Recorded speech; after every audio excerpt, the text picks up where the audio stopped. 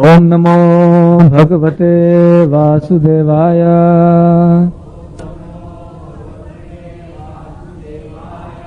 Om Namo Bhagavate Vasudevaya. Om Namo Bhagavate Vasudevaya.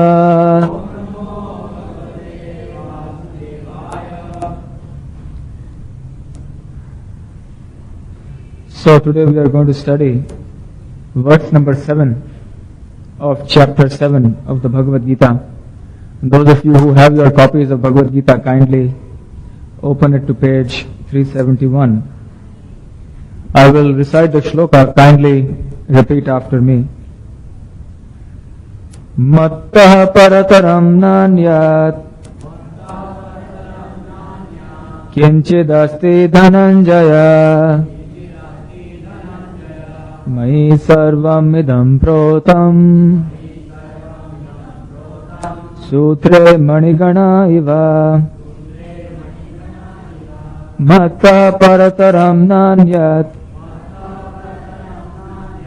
Kinchid asti dhananjaya Mai sarvam idam protam Sutre manigana iva Matta parataram nanyat Kinchid asti dhananjaya Mai sarvam idam protam Sutre manigana iva. So I will read the word for word meaning. Kindly repeat after me. Mattaha, beyond myself. Parataram, superior. Na, not. Anyat, anything. Kinchit, something. Asti, there is. Dhananjaya, O conqueror of wealth. Mai, in me. Sarvam, all that be. Idam, which we see. Protam, strung. Sutre, on a thread. Manigana, pearls. Iva, likened. Translation by His Divine Grace A.C. Bhaktivedanta Swami Srila Prabhupada. Please repeat after me. O conqueror of wealth Arjuna, there is no truth superior to me. Everything rests upon me as pearls are strung on a thread.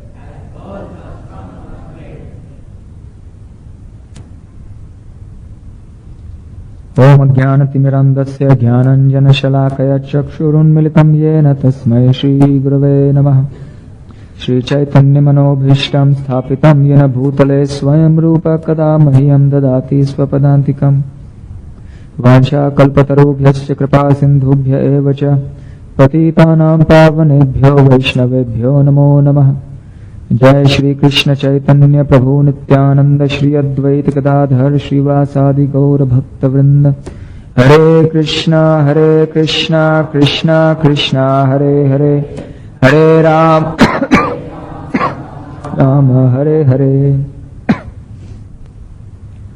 So I will read the purport of the commentary written by His Divine Grace A.C. Bhaktivedanta Swami Prabhupada.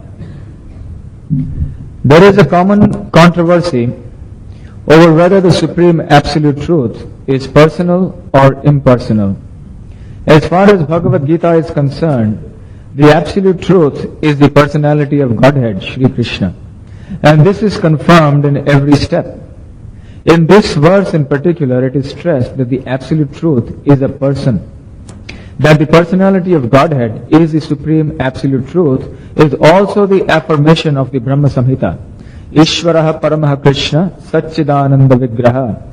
That is, the Supreme Absolute Truth, personality of Godhead, is Lord Krishna, who is the primeval Lord, the reservoir of all pleasure, Govinda, and the eternal form of complete bliss and knowledge.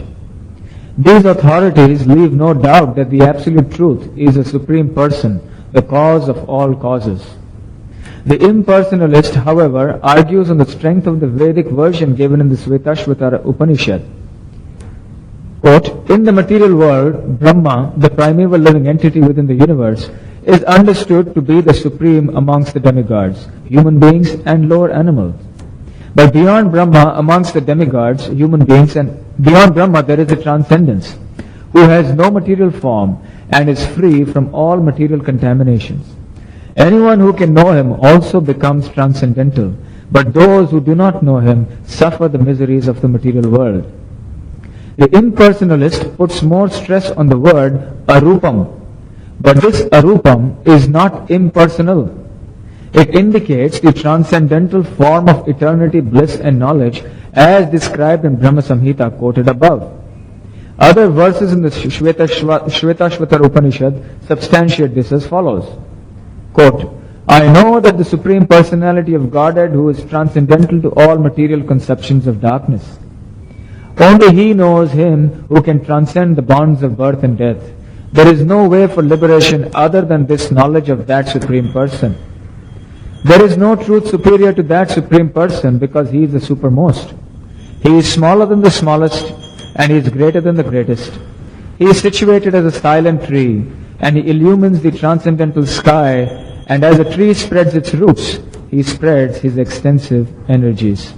From these verses one concludes that the Supreme Absolute Truth is the Supreme Personality of Godhead who is all-pervading by His multi-energies, both material and spiritual. So thus ends the commentary given by Srila Prabhupada. So this is also another very, very important shloka of the Bhagavad Gita. Because in this we understand who is the Supreme Lord.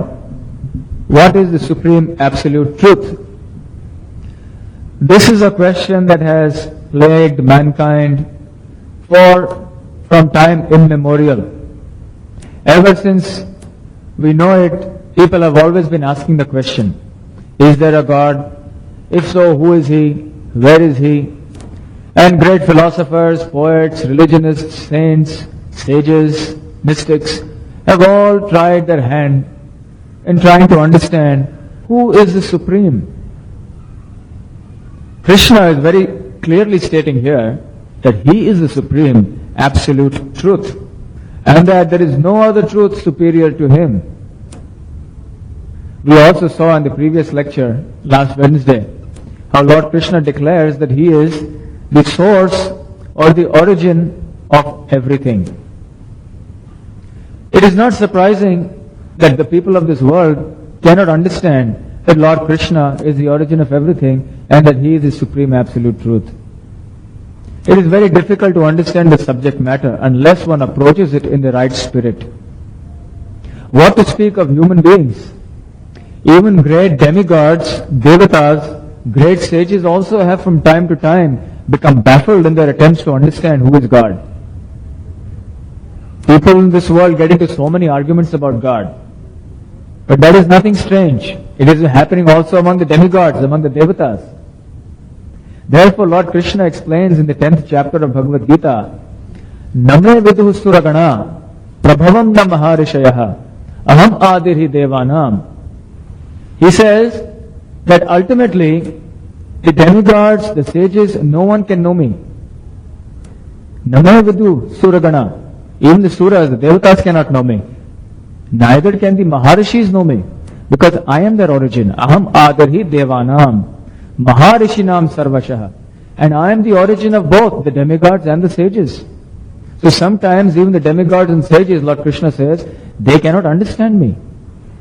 It's very difficult for them. So naturally for us petty human beings, it is natural that unless we take the information from the right source, we are also going to be baffled.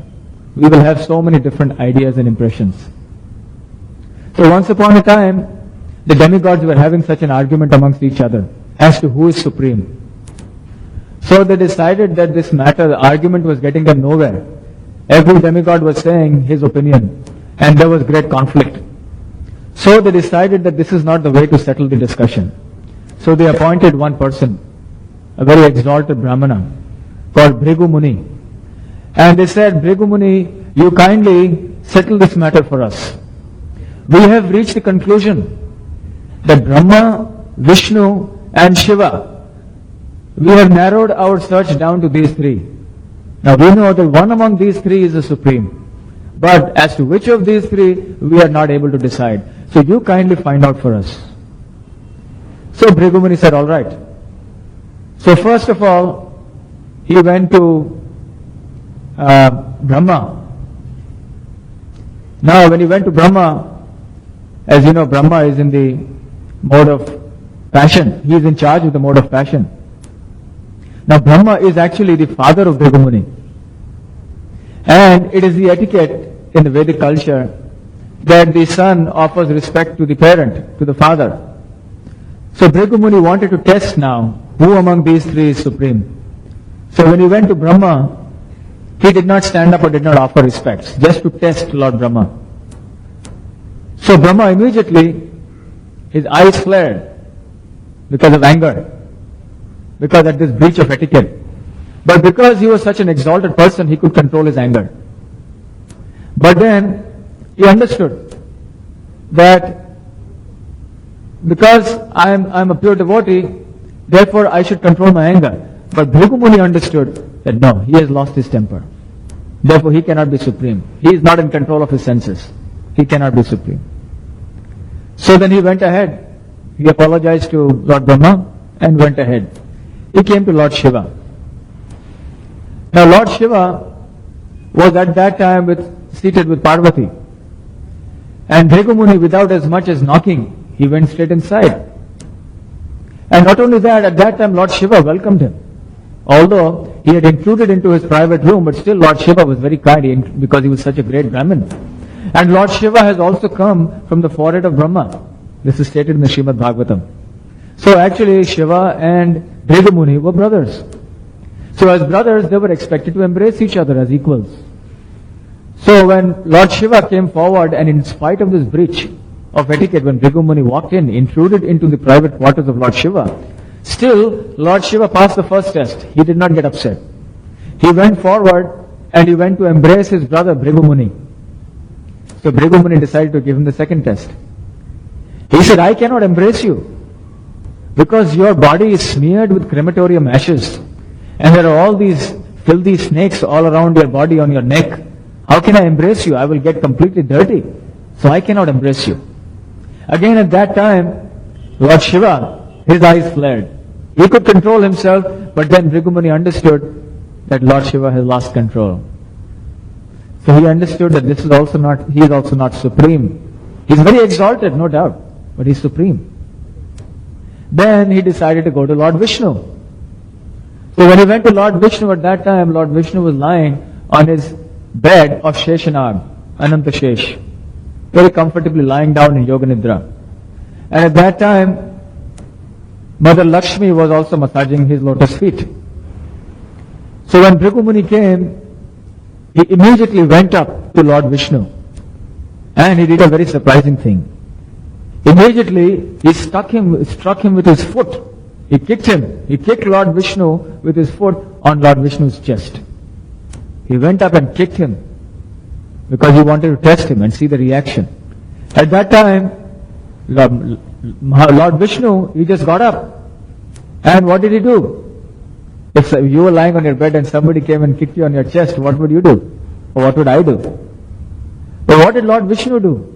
He got up immediately in a very, very humble and apologetic way, and he caught hold of the lotus feet of Bhrigu Muni and said, my dear Brahmana, I am so sorry that you have hurt your foot. My chest is so hard that I am sure that your soft lotus feet must have got hurt by striking. So please let me massage your feet. Please let me give it some relief because I am sure you are hurt. I am sorry I could not make my chest softer so that it would give some pleasure to your feet. So Bhrigu Muni was completely taken aback. You see, progressively he had gone on greater to greater offense. The first offense against Brahma that he had done was at a mental level. The second offense, he had actually spoken to Lord Shiva, insulting words. So a verbal offense is considered to be more serious than a mental offense. And here, it was a physical offense. A physical offense is considered to be even greater than a verbal offense and far greater than a mental offense. And yet, Lord Vishnu was completely composed, completely renounced. No problem. So then Bhrigu Muni understood, yes, Lord Vishnu is the Supreme. So the discussion was settled. But incidentally, it also happened that because Lakshmi ji was standing, she was there, and she was infuriated. Which wife will tolerate the husband being kicked in the chest? So, she cursed Bhrigu Muni. Then from now on I curse you, that I will never stay wherever people of your group are around. Wherever Brahmanas are around, I will never stay with them. That is why from that day we find the Brahmins are always poor. Because Lakshmi never stays with them. She is potential as far as they are concerned. She never stays with them. But in any case, Bhrigu Muni's task was done. He had confirmed that Lord Vishnu is the Supreme and all the demigods were satisfied. Now last Wednesday, I related to you the story of how Akrura, when he was going from taking Lord Krishna and Balaram, from Vrindavan to Mathura, they halted at the Yamuna river and there he saw Lord Krishna expanding himself into Mahavishnu and so on. So we can understand that Lord Krishna is actually the origin of all the Vishnu avatars. So Bhrigu Muni understood that Lord Vishnu is the supreme among these three. But even Lord Vishnu is not the absolutely supreme person, because even the origin of Lord Vishnu is Lord Krishna. In one sense, there is no difference between Lord Vishnu and Lord Krishna. But we should understand that Lord Krishna is the original person from whom all these other Vishnu tattvas and avatars have come. So Lord Krishna is the original supreme person. So having settled this, the demigods were then very, very happy. So in this way we can see that sometimes demigods not only get baffled, they are unable to decide. And sometimes they also get so proud, because the demigods are very, very powerful living entities. They have been empowered by the Supreme Lord. They have so much power, so much intelligence. Their lifespan is so immensely long, hundreds of thousands of years, that we cannot imagine. And yet, the demigods sometimes are baffled. And sometimes they get very proud of their powers. And they forget from whom they are getting these powers. Very often we see, it is all there in the politics every day in the newspaper. You find dissident leaders, dissident political leaders, isn't it? Some person, he has criticized the party chief, or the chief minister, or the prime minister. So what does the prime minister do? He sacks him, right? Because this person, he has got his authority as the party chief or state party chief or whatever from the minister, from the prime minister or the chief minister. But now he is in fact criticizing the very person who has given him that power. So the power is taken away from him and he gets baffled or he gets chastised. Similarly, the demigods, they are not the origin of the power. Aham adirhi devanam, Lord Krishna says. He says the powers that they have, they also come from me. But sometimes the demigods, because of these immense powers, they forget where these powers are coming from, and they think, oh, I am so powerful. Just see, I am the Supreme Lord. And therefore, Lord Krishna sometimes has to bewilder them. He has to chastise them. He has to sometimes admonish them. But the ways in which he does it, in which Lord Krishna admonishes, is very wonderful. In the Srimad Bhagavatam, we have so many stories of how the demigods were from time to time taught lessons by Lord Krishna, because they forgot his supremacy. One such very wonderful story given in the Srimad Bhagavatam is the story of Lord Brahma. When Lord Brahma came to Vrindavan, he was seeing that this baby boy Krishna, he was only just about 7 or 8 years old, he was performing so many wonderful pastimes. He was even younger than that at this time. As you know, he killed Putana, he killed Aghasur, he killed Pralambasur, so many demons and asuras had come, and all of them were effortlessly killed by Lord Krishna, although he was a small boy. So all the devatas were singing the glories of this boy Krishna, and they were showering flowers every time he killed an asura. And so Brahma was wondering, who can this boy be?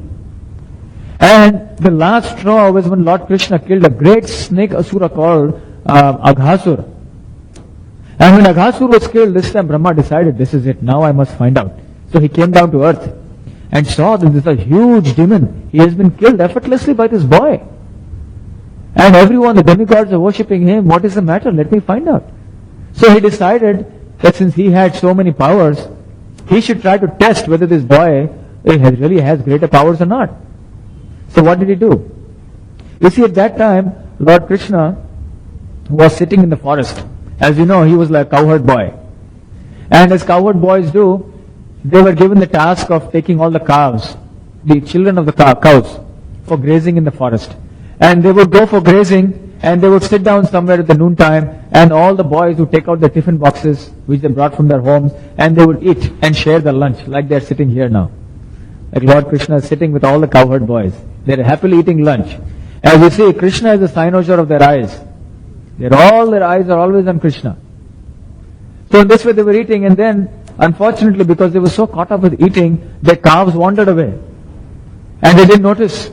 And finally, when they looked up, they saw the cows have wandered into the forest, and they were very much afraid that the calves may get lost. And what will our parents say? That we have lost the calves. So immediately, the cowherd boys, what did they do? They shouted out for Krishna. Because these cowherd boys, every time they were in trouble, all they had to do was to shout for Krishna, and Krishna would come and solve the problem. So they did the same. So Krishna said, no problem. You go ahead and eat your lunch. I will go and get the calves back. So he went ahead into the forest. And at that time, Brahma, who was present there, he saw this as an opportunity. He says, now let me play some tricks. So Brahma has tremendous mystic powers. So what did he do? He took all the calves from the forest, and he took all the cowherd boys also, and he hid them in a cave. And he put them in a deep slumber, just like the hypnotics do. They mumble some mantras and put you to sleep. So Brahma, by his mystic powers, he put all the cowherd boys and the calves to sleep in a cave. And he went away. When Lord Krishna came back, he saw there's nobody there, neither the calves nor the cowherd boys. So what to do? But because Lord Krishna is the Supreme Lord, he is present in the heart of every living entity, including the heart of Lord Brahma. So he immediately understood what had happened. But for Lord Krishna, there is no problem for anything. So what did he do? He wanted to teach Brahma a lesson. So immediately he expanded himself into innumerable forms. That is one of the meanings of God. That God can expand himself unlimitedly into any number of forms and to do any shape, any size, into any way he wants. God means achintya. He is inconceivable. We cannot limit the abilities of God, the strengths of God by our mundane minds and intelligence. So he expanded himself into exactly the same form as all the cowherd boys and all the cows. And all the cowherd boys looked exactly like the original. The shape of the nose, the shape of the ear, the way they spoke, their appearance, their clothes, their everything, the manner of walking, sitting, everything was 100% perfectly imitated. And all these calves were also similarly well imitated. And actually both the calves and these cowherd boys were now directly Krishna. So Krishna then took all the cowherd boys and the calves, and they all started going home. And they reached home. Now Brahma went back, and he decided to come back after just a fraction of a second. But a fraction of a second according to Brahma's time is 1 year according to Earth time. Because Brahma lives for 100 years. But 100 of his years are equal to more than 300 trillion years on Earth. Now all this we will know when we come to some other verses that we discussed in the 8th chapter of Bhagavad Gita. So Brahma's lifetime is very long. Brahma's one day is very, very long, many millions of years long. So Brahma's one fraction of a moment was equal to 1 year on the earth. So barely, even less than after a blink of an eye, Lord Brahma came down again to the earth.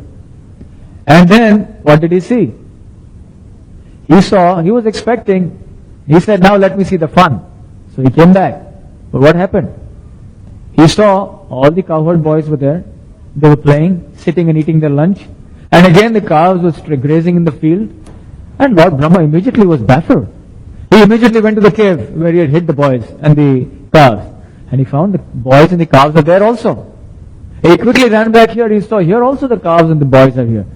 So his head started spinning. He became dizzy. What's going on? I am the supreme most person in this universe. I am the creator of this universe. I have been given the power to create.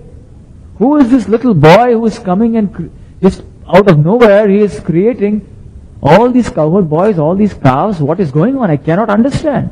Brahma was completely struck with wonder. He was rooted at that spot like a tree. He was struck speechless. He was just gaping with his mouth wide open and his eyes wide open. He could not understand what is going on.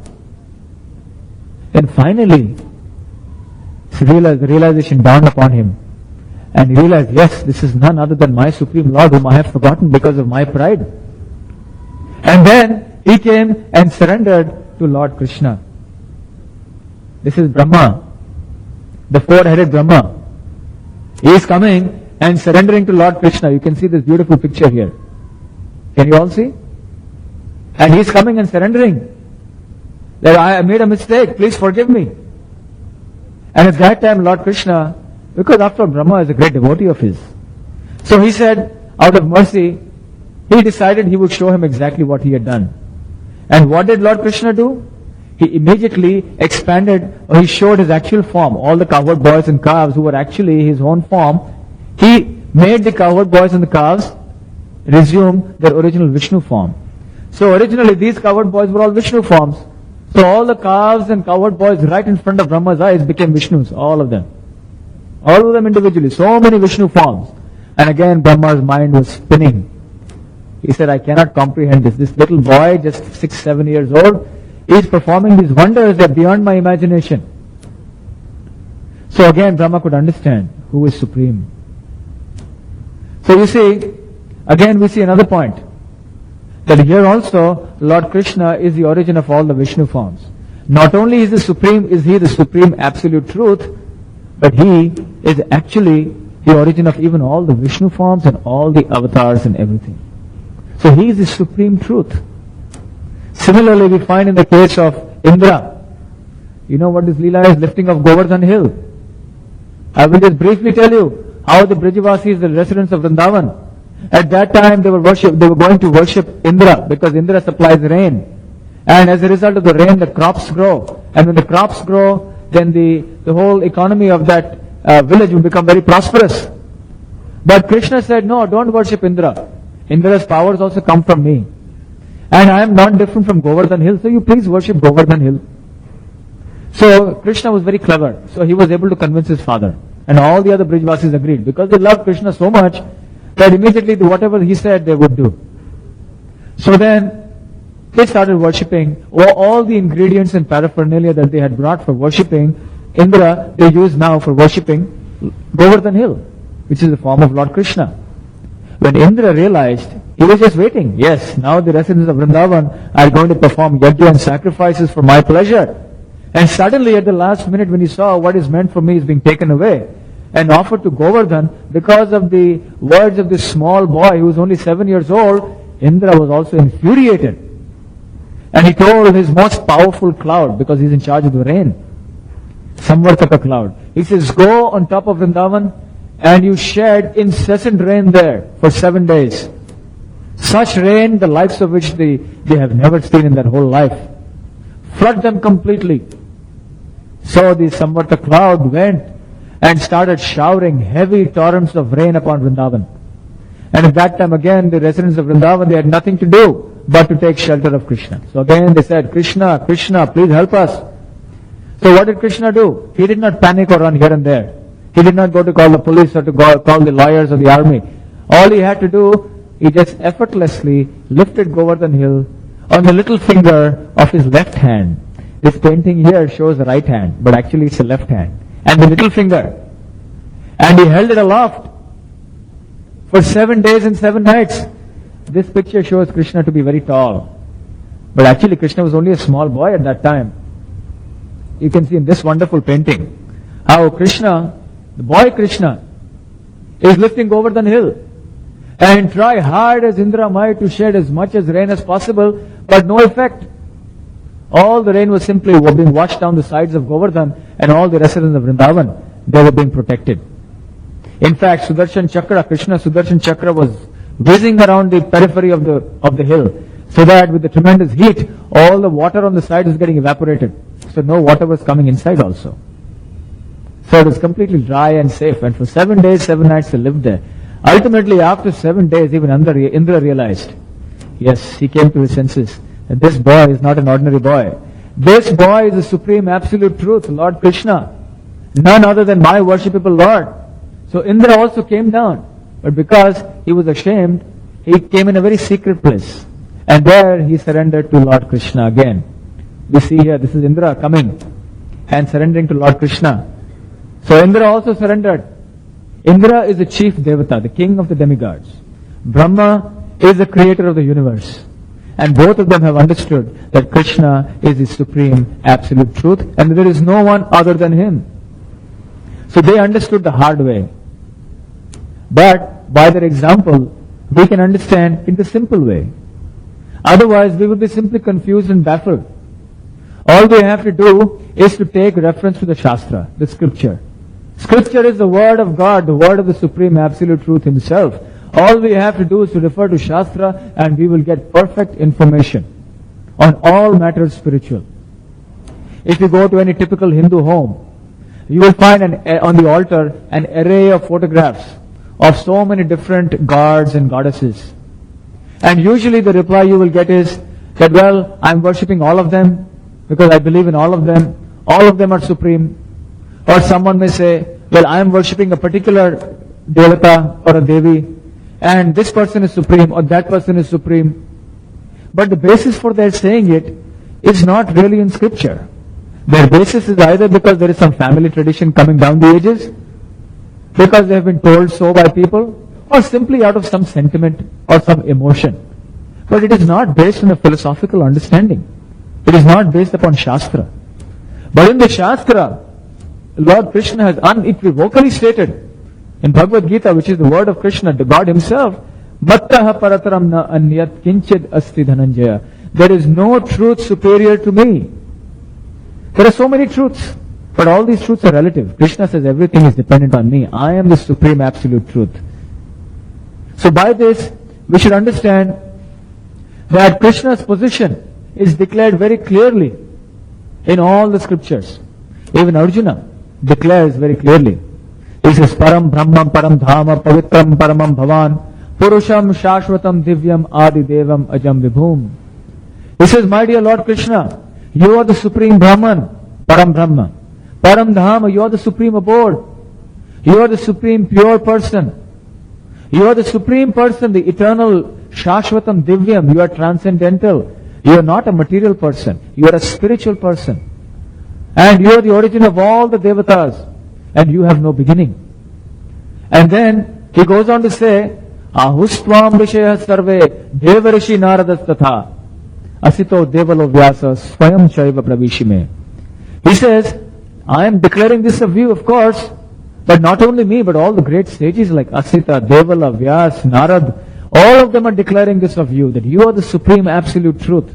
And now, you also are saying the same thing to me, Swayam Shaiva Pravishime. So there should be no doubt in this regard. That is what Arjuna wants to say. And Arjuna is trying to convince, he's speaking in this way to convince all of us who may have doubts, to tell us very unequivocally that yes, you must be convinced that Lord Krishna, the Supreme Person, is the Supreme Absolute Truth and that there is no one superior to Him.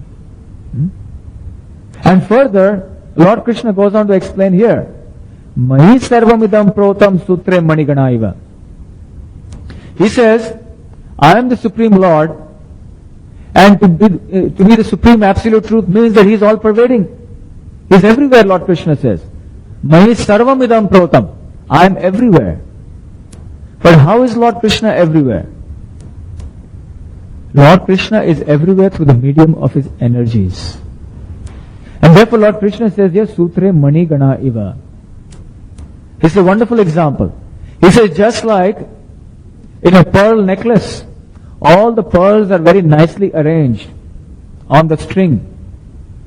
They're dazzling, all the pearls are dazzling, very nice it looks. But if you take away the thread, will the pearls stay there? Why are the pearls in the form of a necklace? Is that the natural position of the pearls? The pearls have been put there by somebody, and because the string is present there, the pearls are able to be held together. Otherwise, the pearls would have scattered. So what is it that is holding the pearls together? The string. The pearls are resting upon the string, which is unseen. You cannot see the string, but still you can understand that there is a string. Similarly, Lord Krishna says, all these planets, incidentally, the planets are also round in shape. The whole universe, all the universes, each universe is also round in shape, just like pearls. And Krishna says, all of these are resting upon me. Sutra, just like the pearls are resting upon the thread, all these planetary systems, all the universes, they are resting upon me. So by this shloka, we can understand what is the proof of God's existence. Tomorrow if somebody asks you, what is the proof that God exists? You can cite this shloka. And say, just like you cannot see the thread, but you understand the thread is there. Similarly, all these planets, all the universes, how are they being sustained? Are they being sustained just like that? What are the laws? The laws, there must be a person who has made the laws, who has designed the laws, and who has set it in such a way that they are all resting perfectly. So this is the proof for the existence of God. Remember the simple example of the pearl necklace, and whatever doubts you may have about not believing in God automatically will get sorted out. So, Lord Krishna says that everything is resting upon His energies just like the pearls are resting upon the thread. Now, Lord Krishna has stated that He has two kinds of energies. We will also cover these shlokas at the appropriate time. These energies are coming from Krishna. Krishna says, Etad yonini bhutani sarvaniti upadharaya aham kritsnasya jagatah prabhavam pralayas tatha. He says, of all that is material and all that is spiritual in this world, understand, O Arjuna, that I am both the origin and I am the dissolution, the destruction also. I am the beginning and the middle and the end of everything. All these energies are coming from me. So all the energies are resting upon Krishna, and everything is resting upon Krishna's energies. So in that sense, Lord Krishna is everywhere. In the 9th chapter, this is a very important point to understand. In the 9th chapter, Lord Krishna declares, He says, Maya tatam idam sarvam jagat avyakta murtina bhatsthani sarva bhutani na chaham teshva avasthitaha. He says that I am everywhere in this entire creation. Mayi sarvam, mayi tatam idam sarvam. Tatam, the word tatam in Sanskrit means expanded, spread out. So he says, I am spread out everywhere. Mayi tatam idam sarvam jagat avyakta murtina. Now the word avyakta means unmanifest. Unmanifest means impersonal. So immediately somebody may think that Lord Krishna is impersonal. The Supreme Absolute Truth is impersonal. This is a great debate that has gone on from time immemorial. That actually God is not a person, He is just some impersonal force, just a Shakti. God cannot be a person, as people argue. But God is not an ordinary person, as we saw last time. Or what is avyakta in this verse? The word avyakta refers to the energy, not to Krishna. The energies are impersonal. But who is behind the energies? The energetic. The energetic, like for example, is light. This light is impersonal. Its light is spread out everywhere. It doesn't have anything. But the bulb, that is localized. It is at one point. You can understand there, yes, the light is coming from the lamp. So behind the energy, there is an energetic. So what is avyakta? The avyakta is the reference to the energies of Krishna. And just like the lamp is spread all over through the medium of its energy, the light, similarly Krishna is spread over everywhere through the medium of His energies.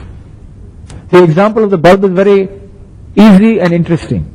So every time there's so many analogies, wonderful analogies are given to make our understanding of the Absolute Truth very easy. Just look at this bulb. The bulb is situated in one place, but yet it is expanded everywhere. It is everywhere in this room. How is that? Through the medium of the light. Because the light is everywhere. Without the lamp, there will be no light. The light is resting upon the bulb. Similarly, Lord Krishna says that my energies are spread everywhere and everything is resting in my energies. But just in case, if someone says that actually because Lord Krishna is spread everywhere, he has no personality, just to avoid this, to defeat this argument, Lord Krishna says the next two lines of that shloka, Matsthani sarva bhutani na chaham teshva avasthitaha. He says, all living beings are in me, yes, no doubt. But I am not in them, he says. Everything is in me, but I am not in them. What is the meaning of saying I am not in them? At one place he says, I am in your heart as the Paramatma. I am seated in every atom. And then now he is saying that I am not in this energy, I am not in this creation. He says this because he wants to say that I am aloof from my creation. I am not dependent upon my creation. I am always transcendental to my creation. The creation, the energy is always under my control. Everything is within me. It is dependent on me and not the other way around. I am not dependent on my creation.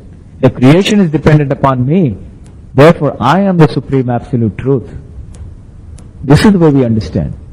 So when Krishna is spread out all over, Mai Tatamidam Sarvam, or expanded everywhere, we should not take it to mean that Krishna has lost his personality. Just like because the light is everywhere, we should not think that there is no one source from which it is coming. There is a source that is localized. Similarly, Lord Krishna's energies are everywhere, but the source of that energy is situated at one place. That is Lord Krishna. He is the origin. And because Lord Krishna is the support of all creation, no scientist, no materialist can ever discover any law. No one can discover any principle that will be able to negate or deny the existence of God. We have so many laws. Those of you who are students of science, in your school days you have studied. So many laws are there in physics and chemistry and so on. And all these scientific laws, they don't incorporate God in the picture. But yet, although the scientists may not be able to perceive God with their senses, they may not be able to understand who is God, they may not believe there is God, but yet, they can never manufacture any law or any principle that can deny that God exists. They can never prove by means of their laws that God does not exist. It is not possible. Because Krishna says that everything is resting upon me. I am the Supreme Absolute Truth, the support of everything. So even the laws are based upon this support. Huh? All these laws, who is making them? Usually Nobel Prize is given that somebody has discovered a new law. Has he discovered? The law was already there. So who is making the laws? The person who is making the laws is that supreme support of everything, Krishna. This is the way we can understand very, very easily. So the example further is given by Srila Prabhupada, a very nice example to understand this. He says there is a sun. From the sun, the energy is coming, the sunshine. The sunshine is impersonal everywhere. But when you go, you find closer, there is a sun globe from which the energy is coming. And inside the sun globe, there is a sun devata, Vivashwan. The sun also is being run by a devata. Somebody is there. The sun simply cannot just shine by itself. If you remember in the 4th chapter, Lord Krishna says, Imam Vivashvate Yogam Proktavan Aham Avyayam. He says, I first instructed this science of Bhagavad Gita to the sun god Vivashwan. So this Vivashwan, the sun god, is the one who is controlling the sun planet. And he is controlling the heat and light. The heat and light of the sun is everywhere, because of which life in this universe is being sustained. So the sunlight is impersonal. But you investigate, you find there is a sun globe. You investigate further, you find there is a person. Similarly, Yasya Prabha Prabhavato Jagadanda Koti Kotishvashesha Vasudhadi Vibhuti Bhinnam Tad Brahma Nishkalam Anantam Ashesha Bhutam Govindamadi Purusham Tamaham Bhajami. The same Lord Brahma who was bewildered earlier, he praises Lord Krishna. And he says that from your bodily effulgence, the bodily effulgence is Brahman, the Brahma Jyoti that the Jnanis are seeking. From that bodily effulgence, in that are floating innumerable planets, spiritual and material. Everything is resting in them. But that effulgence is resting in you. So just like the sunshine comes from the sun globe, the Brahmajyoti, the impersonal aspect of Krishna, is coming from Golok Vrindavan, the supreme spiritual planet. Just like there is a sun planet in the material world, there is a spiritual planet in the spiritual world called Golok Vrindavan. And in this Golok Vrindavan is Krishna. Krishna, the supreme person, who is the source of all these different energies which are sustaining the creation. So in this way we can understand that there is a spiritual world, there is a material world. In the spiritual world also there are innumerable planets, but the chief planet among them is called Golok Vrindavan, which is the personal planet, the personal abode of Lord Krishna. Lord Krishna is personally present there, and from him all the energies are being expanded. This is the understanding. These points are sometimes difficult to understand. But any serious student of Bhagavad Gita must sooner or later come to terms with these philosophical ideas. That is why we also give so many stories and other things in between to make it a little light. Actually, it's very simple. If only we are very eager to hear, if we are very attentive and simple at heart, this philosophy is not very difficult to understand. It is very simple. So therefore, we can understand that the supreme absolute truth is the supreme personality of Godhead, the person, Krishna. And nobody is higher than him. So we will stop here, and for 5 or 10 minutes, if you have any questions, any comments, I will be happy to answer. What should be our relationship with God? Should we love Him, or should we respect Him, or should we worship Him? I mean, it is stated in the scripture, Jivera Swarupa Hoy Krishner Nityadas. The constitutional position of the Jivatma is that he is eternally servant of the Lord. Servant means we have to serve. Serve how? Not like the domestic servants who come to your house serve. They come and they will fight, or they will create some problem, or they will demand an increase in salary. Why the domestic servant? Every person in this material world, would you be working for your business or your company if you did not get a salary? You are not working out of devotion or love. You are working because you need the money, because you want something in return. That is also service. But that is not the relationship of service between the Jivatma and Krishna. The service that the Jivatma has to render to Krishna is service that is pure, devotional and unmotivated. In the Srimad Bhagavatam, it is stated, Savai punsan paro dharmo yato bhaktir adhokshaje ahaituki apratahita yayatma suprasiddhati. The supreme dharma for humanity is that by which loving service by bhakti to the Supreme Lord can be awakened. And what is the nature of that service to the Lord, that bhakti? It should be ahaituki apratihita. Without any hetu, without any purpose, without any motivation, ulterior motive. And it should be apratihita, which means it should be without interruption. No question of Sundays and 20 holidays in the year, bank holidays, or 1 month vacation, casual leave, sick leave, privilege leave. No. Uninterrupted, unmotivated, unconditional service out of love, voluntarily rendered. That is the relationship of the soul to Krishna. Yayatma suprasiddhati. Unless you do that, you will not be satisfied. And if you do that, you will be completely satisfied.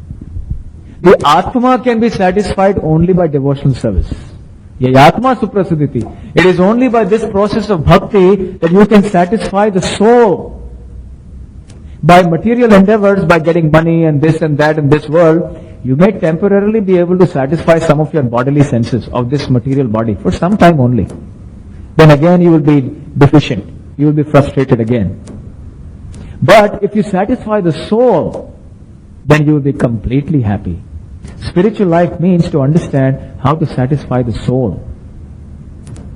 And by the process of bhakti, the soul is completely satisfied. Suprasiddhati, at peace, bliss. This is the peace and the bliss that is possible only by the process of rendering devotional service to the Lord. And what is the meaning of this devotional service? Different kinds of services are there, but in detail we will study in some other time. Various forms like hearing His name and glories, His messages, chanting, remembering, worshipping, talking about Him. All these are different forms of service. Yes, please. When you say that everything rests in me, that is what Krishna says. And he is the supreme in all respect. So here if we just for the sake of material argument, as we say, which existed first, whether hen or the egg, yet the so-called God or the supreme energy, that also should have come from something, as we argue in that way. So then at that juncture we are again lost. Then how that God or the Krishna or the supreme energy came from and existed. So like that hen and... you see, as I was explaining earlier in one of the shlokas, Purusham Shashvatam Divyam Adi Devam Aja Vibhum. Aja means unborn. You see, and again Brahma says Ishvara Paramaha Krishna Sachidananda Vigraha Anadir Adir Govinda Sarva Karana Karanam. Anadi means he has no beginning. And Adi means he is the beginning of everyone else. So the definition of God, this point we covered last time. Exactly the same question that you are talking about. That he is the source of everything, but he doesn't have any source. Sarva Karana Karanam. As I was explaining in the last lecture, if you recall, I said all of us have an origin. All of us are coming from parents, they are coming from their parents. What to speak of living entities, even inanimate things like this microphone, it is also coming from somebody. Ultimately they have a source. But if you trace it backwards and backwards and backwards, you will ultimately come to a full stop. Where there is no further backward, no beyond. That full stop is Krishna. By definition, that is the meaning of God. God means he who has no beginning. And he who has no end. There is no question of what happened before. Because Krishna is the beginning of everything. That is what it means to be God. Otherwise, what is the meaning of God if he had some origin? If he had some origin, that means he would be dependent upon something else. And then he would not be the highest truth. Highest truth means he is independent, supremely independent. He is not dependent upon anybody else. I may say I am very great. But if I was not created, I would not be here to say I am great. So what is the value of my greatness? But when we say Lord Krishna is great, it means he is truly great because his greatness is not dependent upon somebody else. That is why he says there is no truth superior to me. There is no origin for me. But I am the origin for everyone and everything. Are there any other questions? Yeah. Did you refer the word avyakta to in relationship to this his potencies? Yes. Avyakta means they can't be seen, isn't it? Unmanifest in the sense that it can be used in various contexts. The word avyakta means unmanifest. Unmanifest in this world can mean it can be gross or it can be subtle. But the reference here from the word avyakta, people may sometimes imagine that God is impersonal. He is avyakta. He is nirakar. So just to dispel that notion, Lord Krishna further says that I am aloof from this. Don't think I have lost my personality because I have spread out everywhere through my energies. Just like Vivashwan is in the sun globe, although the sunlight is everywhere, but the person is still there. Similarly, Krishna says that everywhere my energies are spread, but because I am spread everywhere, it doesn't mean that I am not here present personally as I am. Only the potencies are... Yes, the potencies are impersonal, are sometimes unmanifest. They are manifest, unmanifest. Manifest and avyakta, yes. Just like this energy. The energy is an unmanifest state of existence, but the energetic, the source is there. It's very tangible. But now can we say, the point comes, now all these 8 energies, Bhumi, Rapu, Analo, Vayu, etc., all those, Manobuddhi, Raivacha, Ahankar, etc., they are the 8 energies separated. They sort of manifest in the form of this body, human body, isn't it? Yes. So there can we say they are manifest? Yes. These separated energies, they are manifest, aren't they? Yes. So because everything is material world, the material energies, they are manifest and unmanifest. Manifest, unmanifest. That is what is going on. But essentially, at the end, then everything becomes unmanifest. Lord Krishna said the cycle of manifesting, unmanifesting. It's going on and on. Bhutva, bhutva, praliyate. This whole cycle is going on. You mean they This is get all a combination or a manifestation of the energies. you mean they get folded back into him? Is that Yes, what you are yes, referring to? Yes. Because all the energies come back to him, they rest in him. Yeah. So they come back to him. Then again there is some other manipulation, some other combination of the energies. And you get some other form. Then that form is destroyed. You get another form. Just like this body, it has a form. But after some time it will be destroyed. All the matter that is forming this body will mix with the earth.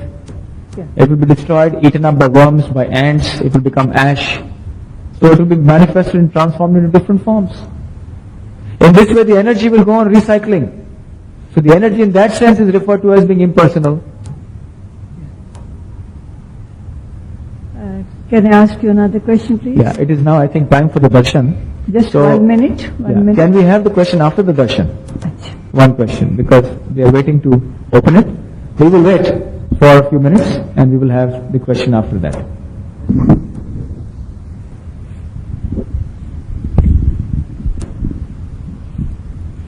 Sir, there are 11 elements, am I right? 24 elements.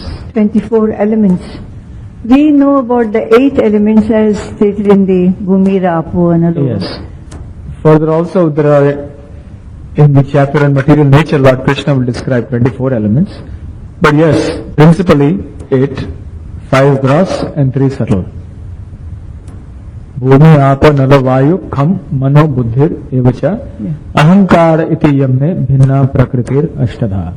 Ashtadha means 8. 8. Is 8. And have you got the names of other 16 elements somewhere else in the Bhagavad Gita? Yes. These are 8. Then there are the 5 working organs of the body. Jnanendriya you're talking about? Yes. No, not the, we are talking karmendriyas. Karmendriyas. Karmendriyas means the organs of work. The hands, the legs, the tongue, the anus and the genitals. These are 5. Then you have the jnanendriyas. 5. The senses by which you acquire knowledge. Eyes, skin, ears, tongue, nose. That's another 10. That is 18. Then after that, you have the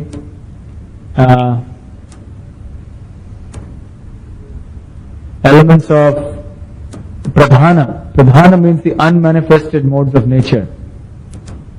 So you have the 5 karmendriyas, the 5 jnanendriyas, then you have these 8, you have time, you have direction, and you have soul. So totally that makes about 24. So we will discuss appropriately, or we can read that particular shloka. In the meanwhile, if somebody can ask the next question while I find this shloka, if anybody has any questions. So I will read out that shloka.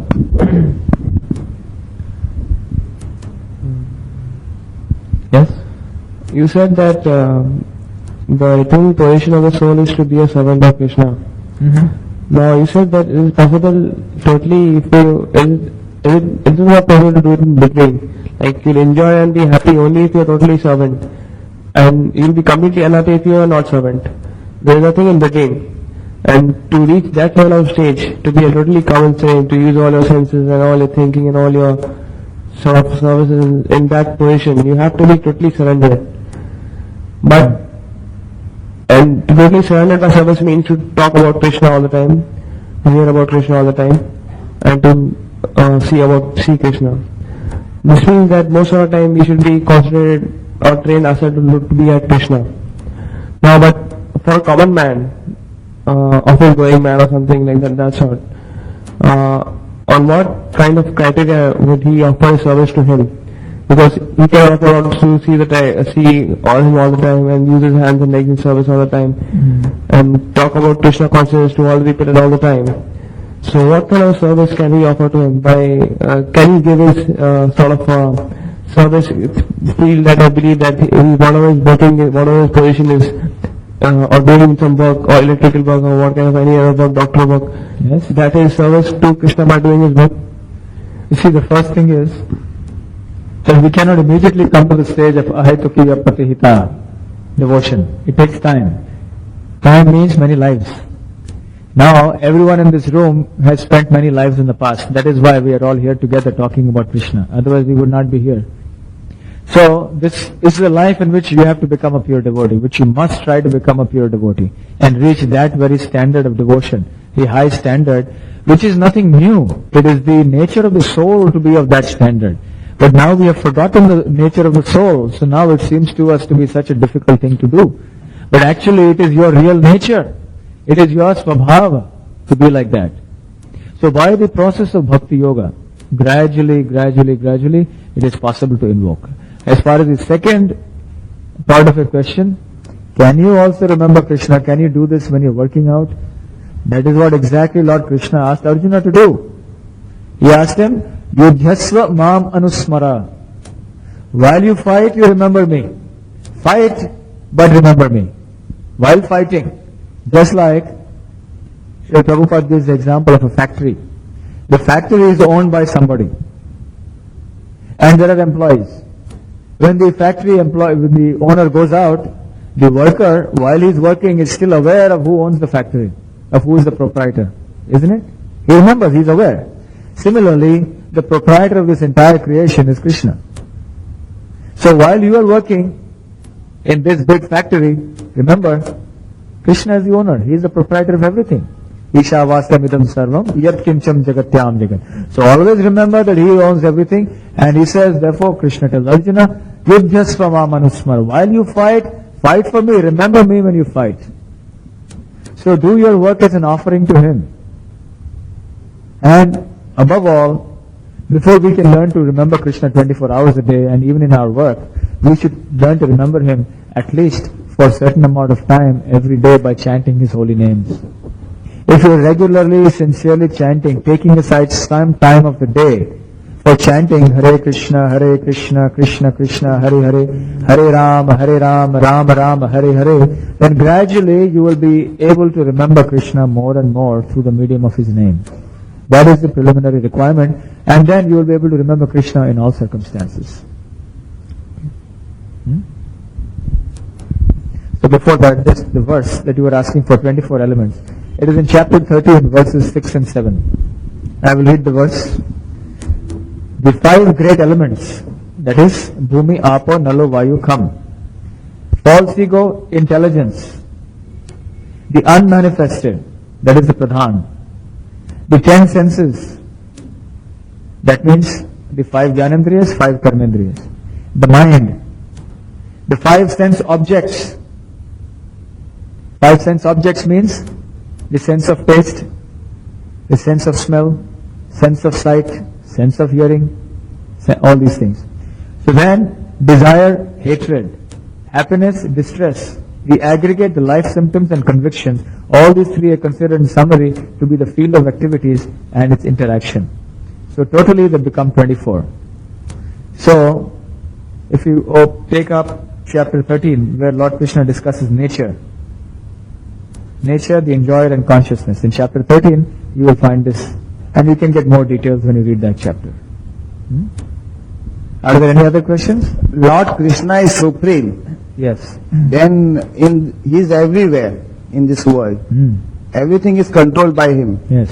Then why in this material world there are all evils like war and crime? Can't he control all this? Yes, he can control. He is controlling. But that is his way of controlling. Because through the medium of these wars, he is enabling 2 things to happen. Number 1, he is enabling those rebellious sinful souls who want to engage in sinful activity. He is giving them permission to do that because that is their independence. And secondly, he is also enabling many others to receive the reactions of their sinful activities. What they have done, this is also a medium for them to receive their sinful reactions. So Prabhupada used to say, for example, that these days we find so many people are being killed like cats and dogs all over the world, isn't it? In thousands and thousands people are being slaughtered. Why? Because of 2 principal reasons. Can you name them? What are the 2 major sinful activities as a result of which we find so many large numbers of people being slaughtered all over the world? Yes? Meat eating is number 1, yes. And second? Abortion. Killing of children in the womb. So because we are slaughtering animals and also slaughtering our own children within the womb, so these are all karmic reactions coming. So Krishna is allowing the wars and the pestilences and the disease and epidemics and all these calamities to come and give the reactions of the karma, the bad karma, the sins to different people who may appear to be innocent. Innocent from the point of view of this life, but previous lives. And also, Krishna gives us independence by which to act sinfully or by which to act in his devotion. That choice is given to him, given to all of us. Huh? So I think we will stop here. Any other questions I will answer at a personal level because it is getting a little late. So thank you very much for coming. We will have prasad now, but before that I would like to remind you that we have to learn these shlokas every week. Each shloka that is taught and discussed in that week, you please try to memorize. In this way you will be able to memorize 52 shlokas at the end of the whole year. So already now we have discussed some shlokas. Can anyone just recite the shloka one time? Anyone can recite the first shloka we have done? Yes? And the mic. Sarva dharman parityaja mam ekam saranam vaja aham tam sarva papebhyo mokshayami masa. Very good. Mokshayami masucha. Excellent. The next shloka that we did, anyone would like to try? Yes? Can you pass the mic there, please?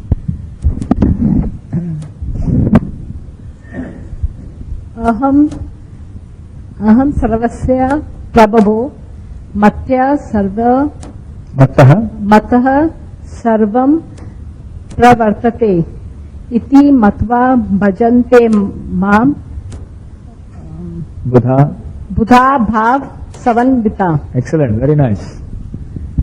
And what about today's shloka? This is all in front of you. So, please try to remember these shlokas. It is very good exercise. Soon I am trying to bring out a booklet of all the 108 important shlokas. Selected shlokas, and we'll try to publish it and print it so you can, when you're traveling, you can keep with you and try to memorize these shlokas. So when you try to memorize, please try to memorize the words, the meaning of the words also, and then read the purport. In this way, please try to meditate upon this. And next time also, those of you who wish voluntarily, we will have some time for you to recite those shlokas if you like, that we have done in the past. Only those who want to recite can recite. We have just finished it. This is the shloka of the week. And we'll be starting with another shloka next time. We have just finished the shloka now. And as far as the way, when you come regularly to these classes, you will get into the habit of doing it. Thank you very much. Hare Krishna.